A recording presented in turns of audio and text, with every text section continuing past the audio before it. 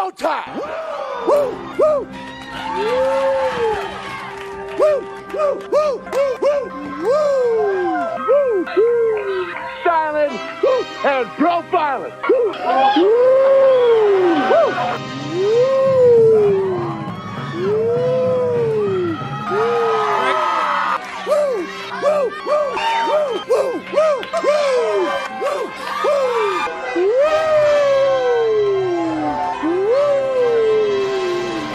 it's live and in color. Woo!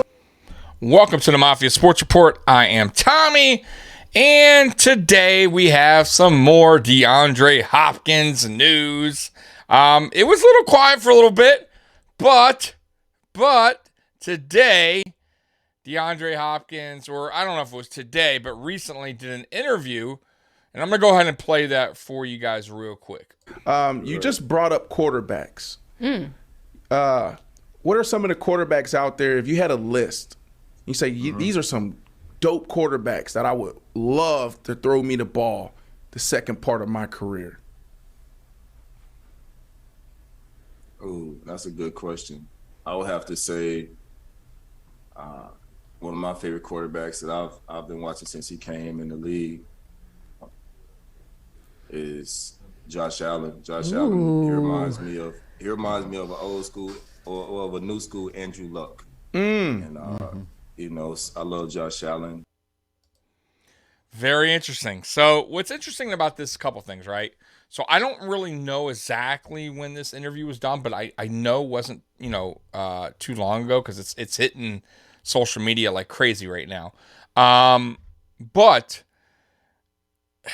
what do the Cardinals do here, right? You got your star receiver, right, coming on shows, on podcasts, and he's pretty much saying that, he wants to play with another quarterback. He would love to play with a Josh Allen. Now, he did mention a few other names. Obviously, Patrick Mahomes was on there. I forget the other guy, but there was a couple other names, but Josh Allen was the first name. It was a guy that, obviously, Josh Allen's a player that DeAndre Hopkins really will want to play for or play with. He said that before. He said it now again. And here's the problem. You got a couple problems. One, the Cardinals clearly were asking for too much, because we weren't the only team that was interested in DeAndre Hopkins, right? There was a few other teams that were rumored that were rumored to want to go ahead and trade for DeAndre Hopkins. But the problem was the Cardinals wanted a second-round pick, and no NFL team was going to give that to the Cardinals. They just were not going to budge. And I think the Cardinals were trying to hope that they got lucky like they did with Josh Rosen when Josh Rosen was dealt to the Dolphins. And I believe they got a second-round pick for that.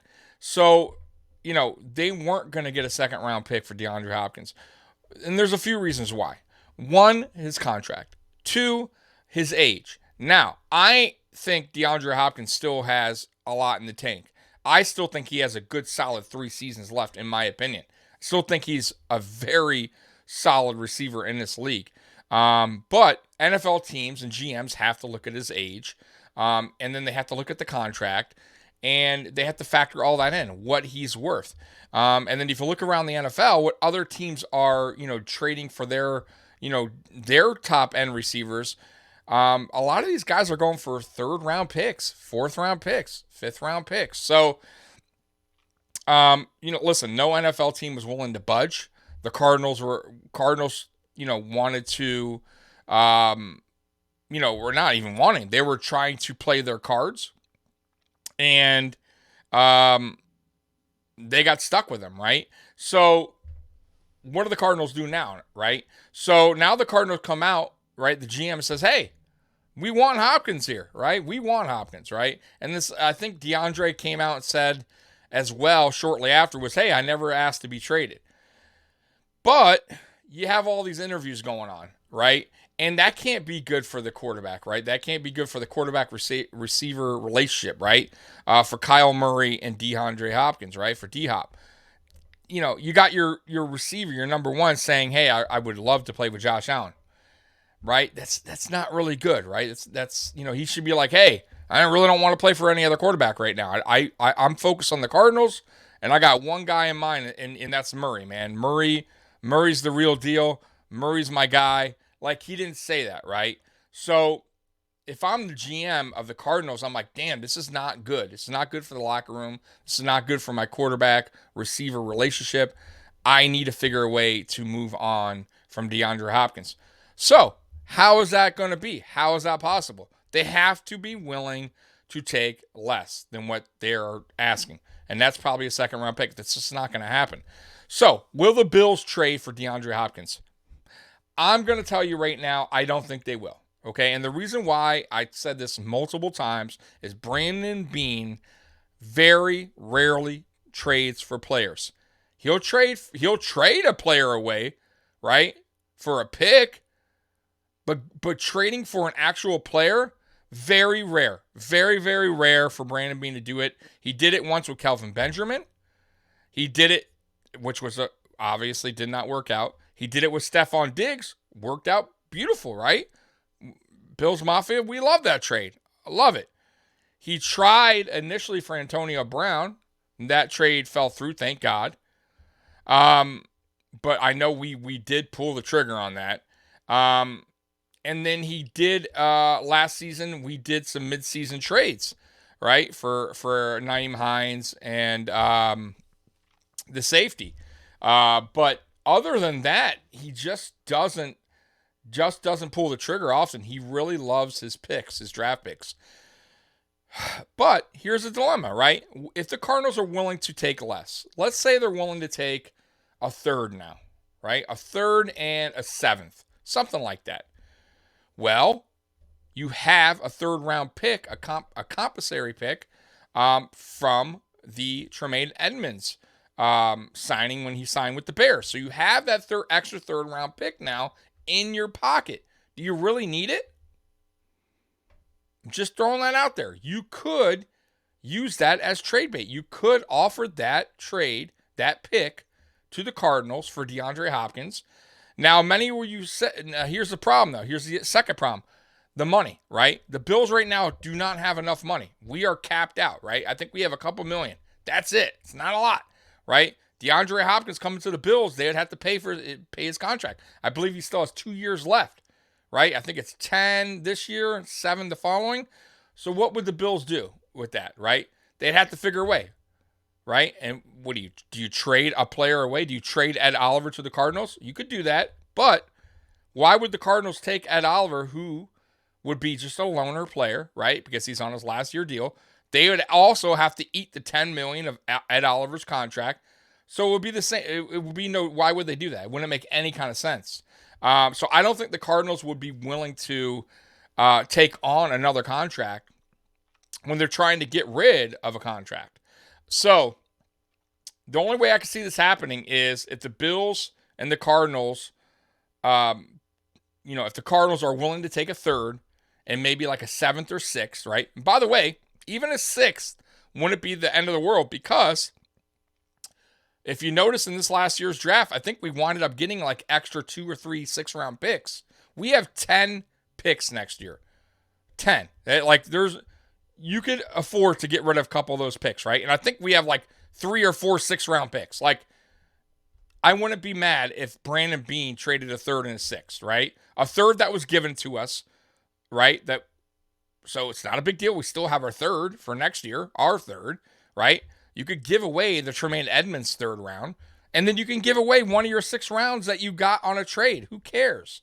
But then you got to worry about the contract. So what do you do about the contract? Well, things could be done, right? You could restructure some more contracts. He says he doesn't like to do that. I get that. But a player like D-Hop is a guy that can put your team to the next level, right? Now, if it doesn't happen, which I really don't think it's going to happen, guys, and I hate to be the Debbie Downer kind of guy, but if it doesn't happen, we're still fine. I still like our receiving crew. I really do. Okay? I still think Stephon Diggs is still a top 5 receiver in this league, in my opinion, right? Gabe Davis is a quality number 2. I don't care what anyone says. I understand that he had a little off year last year with the drops, but he still had almost 900 yards receiving, even with the drops. Listen, if Gabe Davis can, fix whatever issue was going on last year with the drops, coming to this upcoming season, I think he's a 1,000-yard receiver, in my opinion. I really, truly believe that. He's also on a contract year, so he's definitely going to want to try to ball out, right? So he is a solid number 2. Like I said, I don't care what anyone says on that. I'll fight with anyone on that. We can go back and forth on that. Then you got Khalil Shakir coming into his second season, which I believe Khalil Shakir is man, I think this guy could be a really good slot receiver in this league. He has really good hands. The moment wasn't too big for him when his name was called last year. He made some very good catches last year. His yards after catch was very good, something that the Buffalo Bills players were not doing good, the receivers, on the previous season. So it was a fresh of breath air, right, when Shakir came in, because he had that yak. Then you got Hardy that we just traded for, who's a speedster, and you got Sherfield, who had a really good season for the Dolphins. I think he had almost 500 receiving yards. Very good, right? So those, and by the way, he has height and he's pretty fast. Hardy has a electric speed, right? Then you got Dalton Kincaid, right, who is going to be a tight end / slot receiver, who's basically a receiver. Another weapon for Josh Allen. He was the best sure-handed catcher coming out of the draft, of this previous draft here. So we have, and then Dawson Knox. I'm sorry. What am I thinking? And then Dawson Knox. We have a solid group of receivers, guys. Okay. And then Justin Shorter. Now, here's the deal on Justin Shorter, though. I don't think he'll make the 53. However, I think he'll make the practice squad. And we just got to hope another team doesn't pick him up, because I truly believe that this kid could be good in the NFL. He's tall. He has speed. He's not super, super fast, but he has some speed to him. He could get a little better on his route running, but man, he's improved on his catching every year in college. The only thing that worries me is injury history, but if you can get past that issue and really grind in camp, who knows? Who knows what can happen to Justin Shorter? So I feel like our receiving crew is pretty good, pretty solid heading into this upcoming season. Now, if the Bills were to pull the trigger on DeAndre Hopkins, where does that go, right? That means definitely maybe a player does get traded, because now we have way too many receivers in the mix, right? You can't put them all on practice squad. They're going to get picked up, and then you lose a player for nothing. So does Brandon Beane offer one of these receivers in that deal? Very possible, right? Could Gabe Davis possibly be sent to the Cardinals? Would you guys be okay with that? I would be, because listen, Gabe Davis is on his last year, and I love Gabe Davis. I just went on a rant on how good Gabe Davis can be. But I don't think the Bills are going to re-sign Gabe Davis. I think Gabe Davis is going to want a decent amount of money. I think Gabe Davis is going to have a good year, and he's going to earn a contract wherever he goes. And I just don't think the Bills will be able to afford him. So why not move on from Gabe Davis and pick up a quality, pretty much a number 1 in DeAndre Hopkins, who will be your number 2 now, but he is a 1. That would be dynamic. Then you got Stephon Diggs, DeAndre Hopkins, Dalton Kincaid, Khalil Shakir, right? Dawson Knox. Then you got Sherfield, right? Then you got Hardy. That's a solid. Now you got your speed. You got your physicality, right? And D-Hop, right? You got your sure-handed, security blanket and Kincaid for Josh Allen. Now you got a really well-rounded receiving group around Josh Allen. That's what would get me excited by bringing D-Hop in. So listen, I don't think it's going to happen, right? I'm not saying it won't 100%. But I just, like I said before, guys, Brandon Beane is a stickler with his draft picks. But damn, Brandon Beane, you got 10 of them next year. You can give up a few. You can also work out the contract with D-Hop. By the way, D-Hop even came out and said, listen, I'm willing to, renegotiate my contract, work the contract details out. Very possible that Brandon Beane works it out with D-Hop and his agent and makes it work, right? Where he gives him maybe adds on another year, kicks down the yearly amount, right? Gives him maybe a little bit more on the bonus or whatever the hell he could, incentives. Trust me, that's what Brandon Beane does. He could figure a way with this contract issue. I don't think it would be a problem. And trust me when I tell you this, players on the team, like Von Miller, all these guys, they would, if they knew that D-Hop was coming, but they needed to restructure their contracts to bring in D-Hop, I guarantee a lot of these players will go, yeah, let's do it. Let's work out this contract extension, right? Or this contract, let's redo the contract, whatever. Restructure it. Sorry. Let's restructure the contract so we can make this work. Josh Allen will be more than willing to do that. Trust me. Or whatever player. So will it happen? I'm going to say no, but can it happen? Sure. Like anything's possible. I will say this though.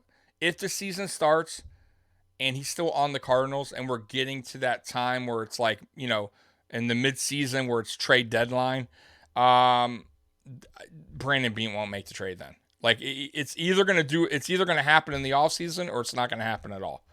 That's how I see it happening. So let's see what happens. But I will say, like I said before, man, D-Hop coming out saying he would love to play for this quarterback, that quarterback, primarily Josh Allen. It's not really a good thing for the Cardinals, right? It's just not. So if I'm the Cardinals GM, man, you got to just say, you know what? We tried. We didn't get what we wanted. Let's just move on from D-Hop. Let's just take let's work something out with the Buffalo Bills and make this happen so everybody could be happy, right? And listen, like I said, man, if it's Gabe Davis, he has to be one of the guys to go. If they want Gabe Davis, if I'm the Buffalo Bills, you really got to think about doing that. Ed Oliver, it's not happening, and I don't even know at this point if it's worth to trade Ed Oliver. And I'll tell you why. We would save $10 million by getting rid of him, yes, but then you'd have to fill the hole, right? And I don't think the Bills are going to re-sign him next year because this is his last year. But at least use him for this year, right? Let's see if we can make that Super Bowl run. You're going to need Ed Oliver, right?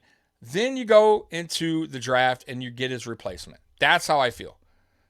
I just don't see I don't see Ed Oliver getting shipped out. If it was going to happen, it would have happened during the draft, in my opinion. So anyways, guys, I appreciate you guys watching. Bills Mafia, I love you. And as always, go Bills, and subscribe, hit the notification bell. And until next time, I'm out of here. Peace.